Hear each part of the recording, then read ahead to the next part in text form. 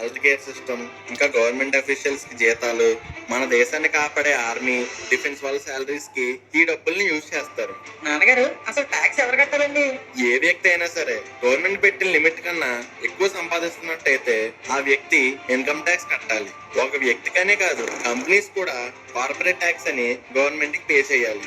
ఇంకా అవే కాకుండా custom duty, service tax అని ఇంకా చాలా ఉన్నాయి. ఎందుకీ మన దగ్గర ఏ రకాలుగా ట్యాక్స్ కలెక్ట్ చేస్తారండి? ట్యాక్సెస్ అనేవి రెండు రకాలరా, డైరెక్ట్ ట్యాక్స్, ఇండైరెక్ట్ ట్యాక్స్. ముందుగా డైరెక్ట్ ట్యాక్స్ గురించి తెలుసుకుందాం.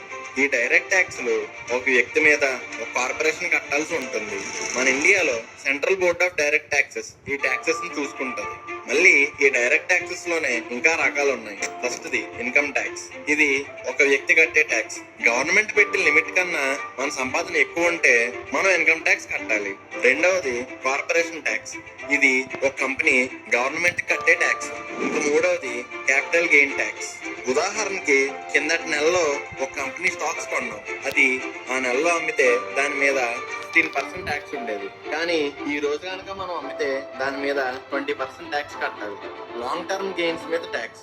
ఇక్కడ ఒక సంవత్సరం కన్నా ఎక్కువ ఒక స్టాక్ కొని ఉంచుకొని అమ్మితే నీకు 10% ట్యాక్స్ ఉండేది. కానీ దాన్ని ఇప్పుడు 12.5% కి మార్చారు. అలాగే long term capital gain tax మీద ఇన్నాళ్ళు 1 lakh వరకు ట్యాక్స్ ఉండేది కాదు.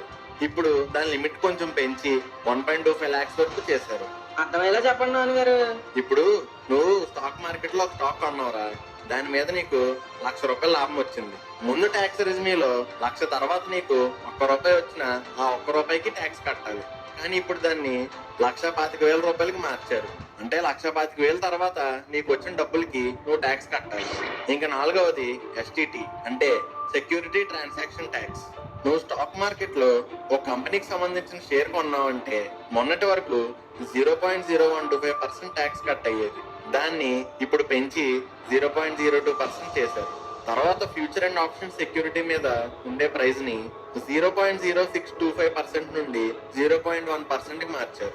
అంత చిన్న పర్సెంటే కదండి పెంచారు, దాంట్లో ఏముంది? అది తక్కువ నువ్వు అనుకుంటున్నావు. కింద సంవత్సరం ఇండియాస్ బిగ్గెస్ట్ స్టాక్ బ్రోకరేజ్ సంస్థ జెరోదా 1,500 కోట్లు సెక్యూరిటీస్ ట్రాన్సాక్షన్ ట్యాక్స్ వసూలు చేసిందంట.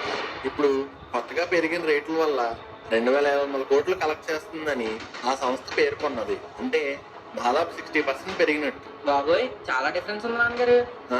ఇంక తర్వాత టాపిక్ లోకి వస్తే అన్లిస్టెడ్ షేర్స్ మీద ట్యాక్స్ తగ్గించారు. ఫోన్లే అని ఆనందపడే లోపే ఇండెక్సేషన్ ట్యాక్స్ ని తీసేశారు. ఇండెక్సేషన్ ట్యాక్సా అంటే ఏంటి నాన్నగారు?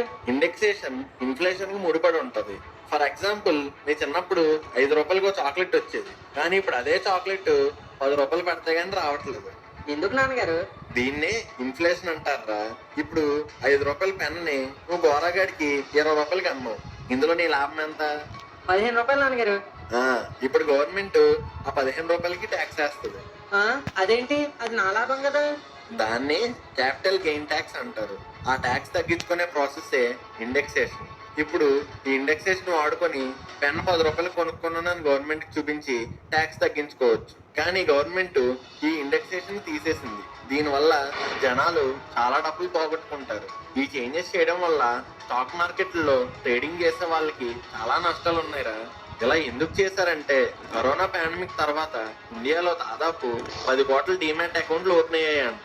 ట్రేడింగ్ అనేది చాలా ఎక్కువైపోయిందని, బ్యాంక్ డిపాజిట్ లో డబ్బులు తక్కువ ఉంటున్నాయని, దానివల్ల మన దేశ